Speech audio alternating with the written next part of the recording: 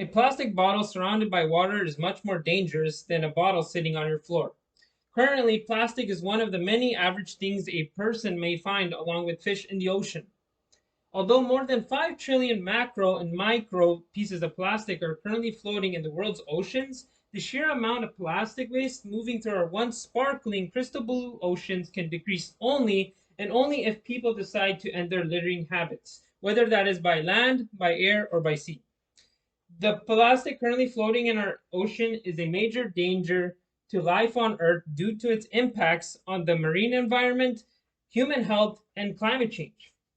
The first reason that the plastic currently floating around the ocean is a major danger to life is that it has negative impacts on the marine environment. Unfortunately, not only are fish becoming victims of someone else's trash, but so are sea turtles, seabirds, sea lions, and many other species. This notion is emphasized by Afra Umpati, who's a journalist, when she states studies from 2013 suggest as many as 50% of sea turtles are ingesting plastic and unexpectedly dying because of it. Another study from the loggerhead species found that 15% of young turtles examined had ingested such enormous quantities of plastic that their digestive system was obstructed. This conveys that even studies are concluding that an alarming number of sea wildlife are dying from the effects of secondhand littering. The Earth's oceans have essentially become a wastebasket of plastic due to the negligence of some people. Does this then beg the question as to why most people do not fill their public pools with public waste, like a lot of people have done to their oceans? However, some people will somehow argue that plastic is not causing harm to the ocean and its inhabitants. For example, the article Plastics in the Oceans Are Mounting by Ted Henry and Anna Catrino, they state that yet most studies have shown that toxicants associated with plastics are either at concentrations too low to be toxic or that substances stick too strongly to the plastics to be released into organisms and cause problems.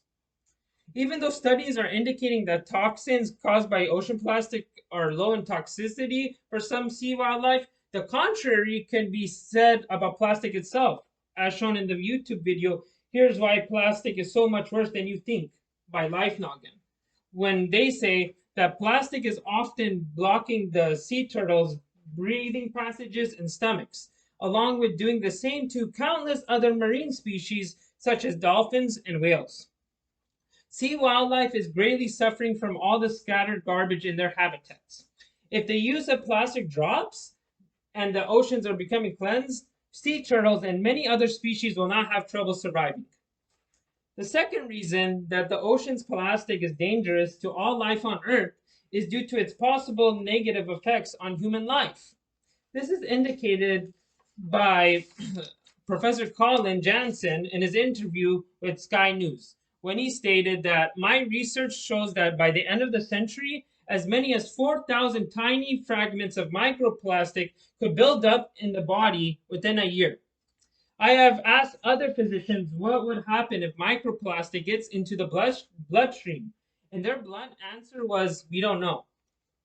The fact that 4,000 tiny fragments of microplastic has the possibility of making it into the human bloodstream can cause anxiety for those eating seafood, even if the impacts of having such substances in the human body are not well known. Some enthusiastic seafood eaters might argue that since no dangerous effects have been discovered for humans eating fish that has plastic in it, it would not be dangerous to eat seafood occasionally. This is completely true that even though uh, a small amount of microplastic has not yet been able to show any significant harm in the human body, we could continue eating it if we wanted to. But we must also remember that most of these dangers regarding seafood can decrease altogether if people stop their habit of throwing their plastic in places besides a recycling bin. The third reason that plastic floating in the ocean is hazardous on Earth is that it has an important role in climate change. According to the World Wildlife Fund for Nature, They state that as it does, plastic choking the sea's inhabitants, sunlight and heat cause the plastic to release powerful greenhouse gases, leading to an alarming feedback loop. As our climate changes, the planet gets hotter, the plastic breaks down into more methane and ethylene, increasing the rate of climate change and so perpetuating the cycle.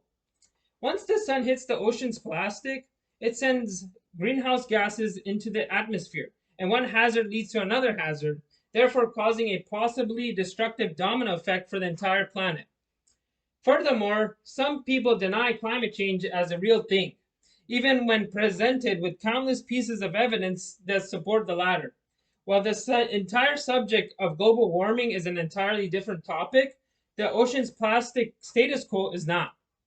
The possible threats and dangers regarding climate change due to plastic in the ocean does not even have to be debated if people treat this situation seriously by spreading awareness of the problematic consequences of plastic for the ocean's wildlife.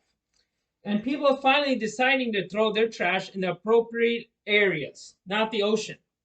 Once litterers stop throwing trash in the wrong areas, the world can completely focus on cleaning up the waste that is currently flowing through our ocean waters. Although, although the plastic currently in the ocean cannot be all removed, there are some ways that we can lessen the amount of plastic that goes into our oceans, if not completely stopping it. Some of the ways to reduce the amount of plastic that goes into our oceans is shown by the Oceanic Society. They state the first big thing that we can do is reduce our single-use plastics. They say that we should be refusing any single-use plastics that we do not need. For example, straws, plastic bags, takeout utensils, takeout containers, and purchasing and carrying with you reusable versions of those products. You should try considering using reusable grocery bags, produce bags, bottles, utensils, coffee cups, and dry cleaning garment bags. Number two, we should be avoiding products that contain microbeads because they have become growing source of ocean plastic pollution in recent years.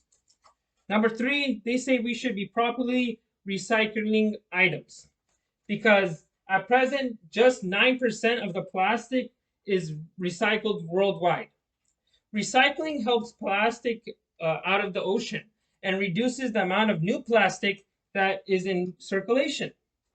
Number four, lastly, we should be spreading the word of how ocean plastic is harming life on Earth. It's only when everyone has awareness about this issue that change can actually take place.